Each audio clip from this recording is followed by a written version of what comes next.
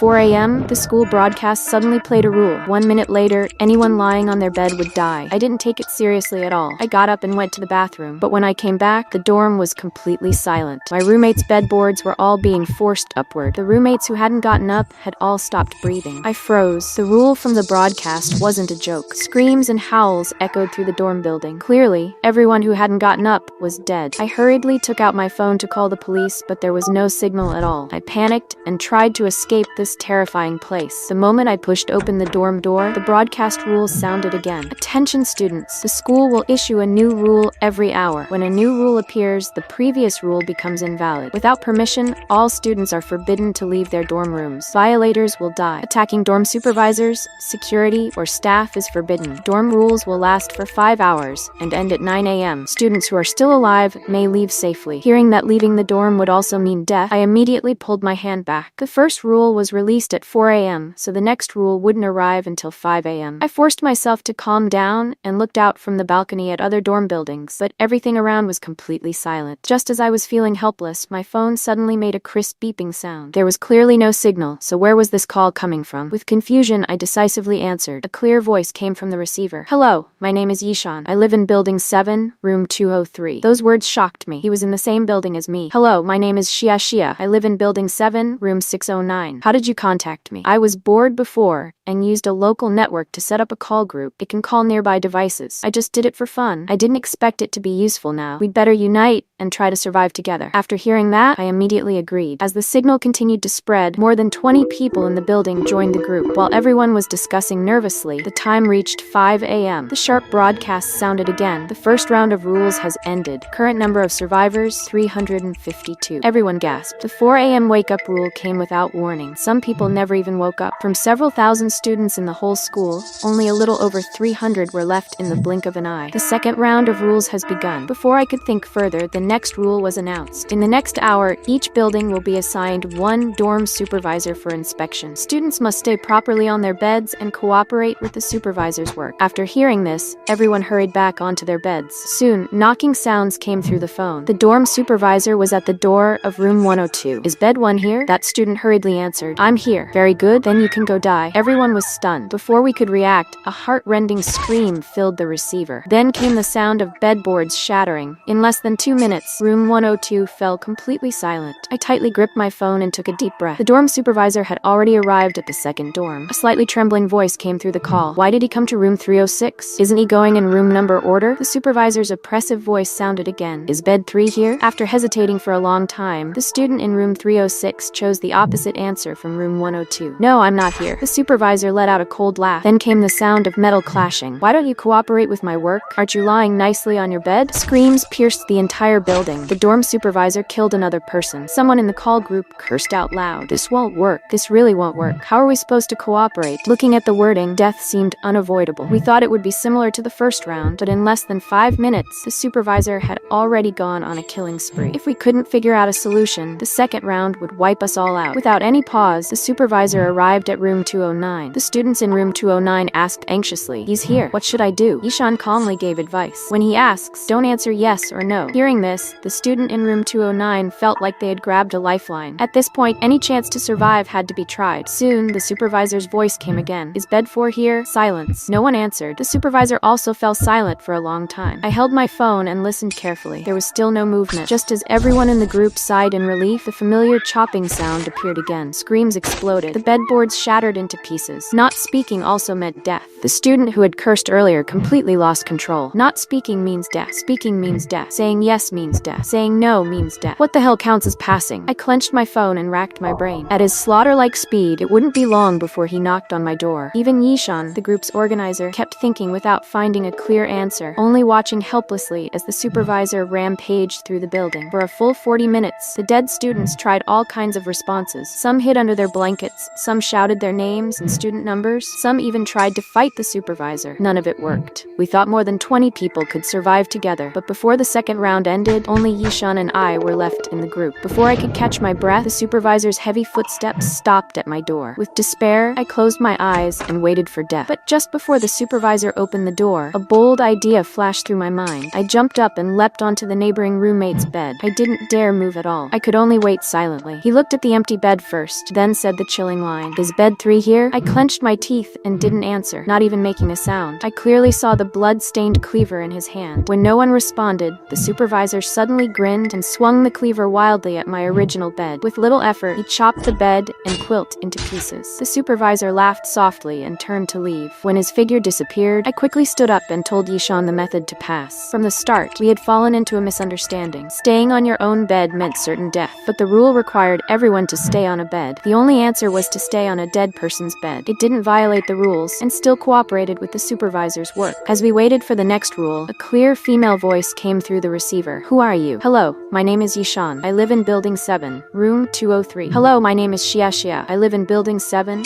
room 609. After hesitating for a moment, the other person said, "Hello, my name is Xiao Yu. I live in building 8, room 401. Xiao Yu said he was lucky and hadn't been inspected. Just as we were relieved for him, the broadcast sounded again. "The second round of rules has ended. Current number of survivors, 28. Before we could react, the broadcast announced the third rule. Next, an idiom chain game will begin. All 4 dorm members must participate. Each thinking time may not exceed 15 seconds. No repeated idioms within 3 rounds. We were completely stunned. Xiao Yu sounded confused. "Did I hear that right? My roommates have been dead for a long time. Are we supposed to drag them up?" As soon as the thought appeared, an unbelievable scene unfolded. The 3 long-dead roommates all sat up at the same time. Shocked cries came through the call. It seemed every survivor's roommates had come back. Before I could recover, one roommate spoke first. "Virtue gains support." The second roommate followed, helping a tyrant commit evil. It was my turn. I had no time to be afraid. My mind raced for the next idiom. No matter how hard I thought, I couldn't find a single one. As time ticked away, Yishan's voice came through. "Abuse the old, reward the young." I didn't have time to question it. I just repeated the sound. "Abuse the old, suffer hardship." I instantly felt relieved. Without Yishan, I would have died. I waited for the 4th roommate, but he froze. 15 seconds passed. He failed to say the next idiom and collapsed, dying again. I looked at the remaining roommates, thinking the game would continue with 3 people. Before I could finish speaking, the fallen roommate stood up again and restarted the chain from himself. One man rises to power. I was stunned. Dead roommates could revive no matter how many times they failed, but I only had one chance. No matter how knowledgeable someone is, they can't guarantee they'll always keep up. At that moment, Xiao Yu suddenly shouted. While playing, I pulled my roommate's hand. He didn't react at all. I was shocked. His courage was unbelievable. Most people would avoid them, yet he touched them. Yishan thought for a moment and asked, "But they revive even if they die. What's the point of attacking them?" Xiao Yu smiled and said, "If I block their mouths,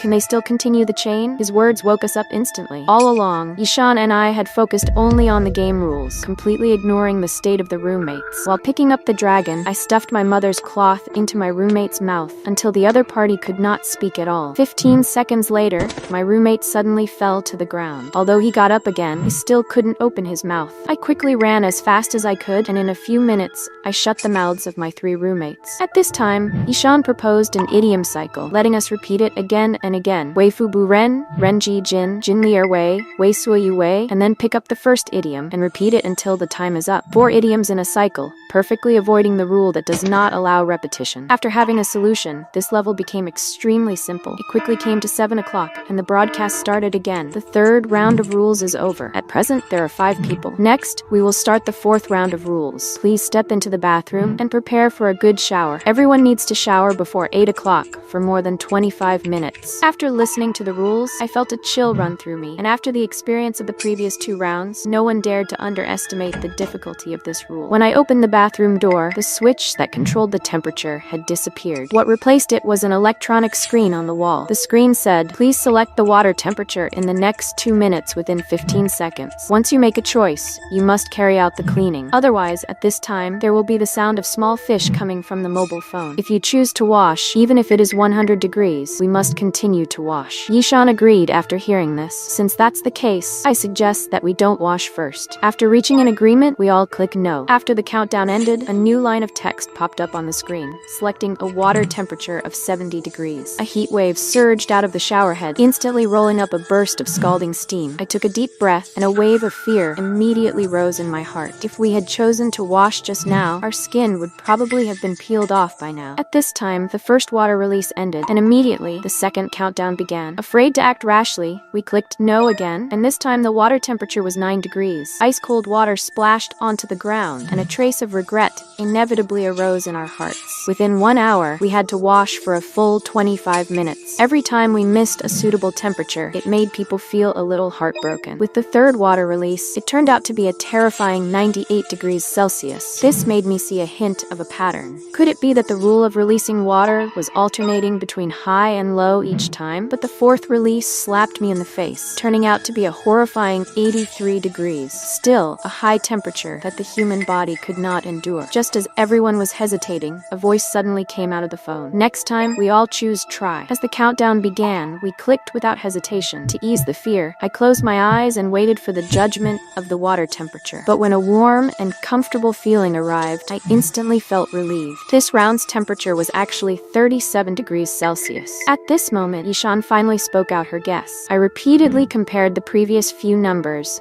and found that each new temperature of the 2-digit number is the number of digits of the previous temperature, so we have to choose all of them in the next round. After hearing this, I suddenly realized it. The previous round's water temperature was 37 degrees, so the next round might be between 70 and 79 degrees. As the countdown ended, the temperature was indeed 76 degrees. Next, we strictly followed the pattern and made our choices. Finally, at the end, we washed for a full 26 minutes, just meeting the requirements of the rules. Soon, the time reached exactly 8 o'clock, and the broadcast sounded as promised. The fourth round of rules is over. Current number of survivors, 3. Next, the final rule is announced. Please go to the end of your respective dormitory corridors within 10 minutes to conduct voice print verification. If all match, you pass. If a single verification fails or there are 3 consecutive failures, everyone will be wiped out. If someone is found to be maliciously sabotaging the rules and is successfully reported, you can pass directly. Xiaoyu asked in confusion, will someone really sabotage the rules? What does this mean? Ishan said calmly, don't panic, the probability is a trap. Let's finish the nuclear test first, then find the loopholes. I quickly ran to the end of the corridor. There stood a screen with the words, waiting for input, displayed on it. After confirming that everyone had arrived in front of the screen, Xiaoyu was the first to shout out his name. Then a voice from the receiver said, match successful. I followed closely, and then shouted Xiaxia's name, and the screen also popped up with match successful. When it was Yishan's turn, she deliberately cleared her throat and then read out the 2 words, Yishan. Unexpectedly, the screen suddenly turned red and then emitted a piercing alarm. Voice print mismatch? Suspected rule violator. Xiaoyu's voice instantly rose. Yishan's voice trembled with panic. It must be a problem with the screen. Xiaxia, you must believe me. 2 details suddenly flashed through my mind. In the third round, when Xiaoyu suggested using mom's cloth to block our roommates' mouths, his tone had been too confident, as if he already knew this method would work. And just now, Yishan's voice was completely different from how it sounded in the group before, as if she had deliberately lowered her voice. I hurriedly interrupted them and signaled Yishan to verify again. Yishan froze for a moment, then adjusted her tone and once again read out, Yishaner. The screen still showed it did not match. There was suspicion of voice line disguise. At this moment, Xiaoyu shouted at the screen, I report that Yishan is the one who broke the rules, and he is faking his identity. He deliberately caused Heian to fail. Immediately after that, a report with timestamp message popped up on the screen. Yishan's voice suddenly turned cold. Xiaoyu, you're really good at acting. You actually already knew I was pretending, right? What do you mean? Yishan let out a soft laugh and said,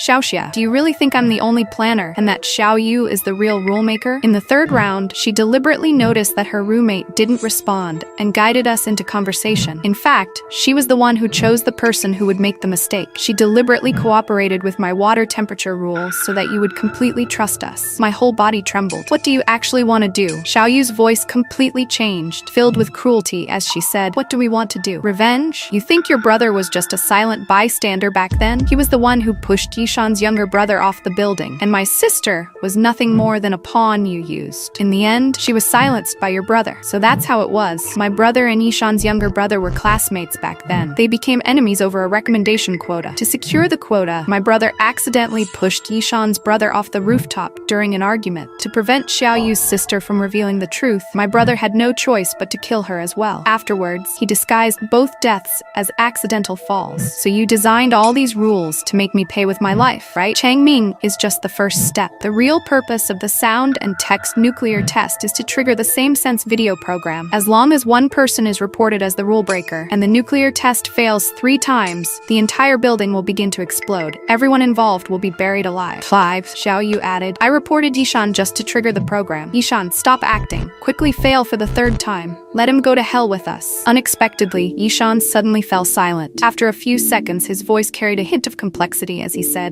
I've changed my mind. What did you say? We've been planning for so long just for this. Today, I designed these rules to make your brother pay the price. But Xiaoxia, you are different. You were willing to share the way to pass, willing to trust your companions, and even able to clearly identify my voice. You are not as cold as your brother. Xiao Yu said angrily, Yishan, you're crazy. There's no way back for us. No, there is still a way out. Yishan said to the screen, cancel all voice messages and stop self-reporting. Then the screen flashed red, and the words, all rules invalid, popped up. Xiao Yu's hysterical scream came through the receiver. You betrayed me. I won't let you have an easy time. Immediately after, the sound of a heavy object falling from a height came through the phone. Yishan said with exhaustion, I will give all the evidence to the police, including the truth about your brother and my brother, and the evidence that Xiao Yu and I planned all of this. You made me understand that even with hatred, you should never bury an innocent person. You can go. The door is open. At this moment, the broadcast sounded again. The rules are over. Final number of survivors 1.